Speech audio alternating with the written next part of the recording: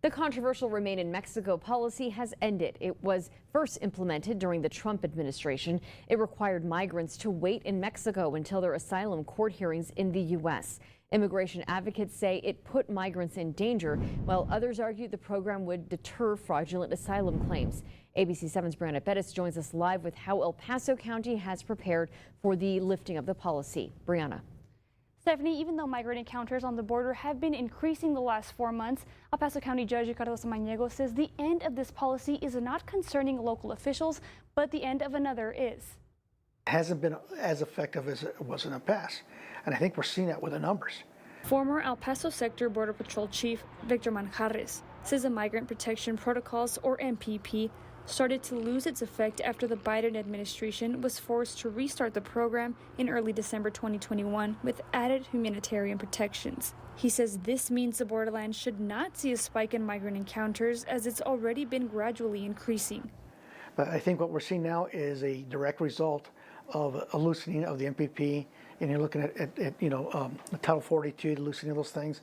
I think that's what we've seen in the last 4 months. It's just a culmination of all those things happening that the numbers have been not creeping up. I was going to say creeping up, jumping up. According to data from CBP, the number of migrant encounters from fiscal year 2022 have surpassed the total of last year.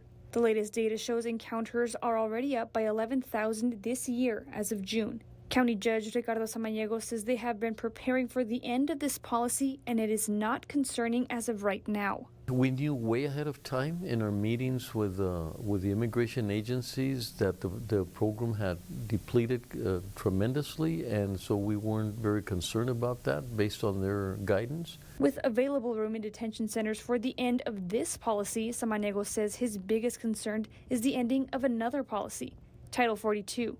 A CDC order that allows border authorities to expel migrants without giving them a chance to claim asylum, which he says would bring a bigger influx of migrants. And my biggest concern as to getting, that it would be a difficult situation here and the nonprofits would get the bulk of that burden would be if Title 42 is lifted.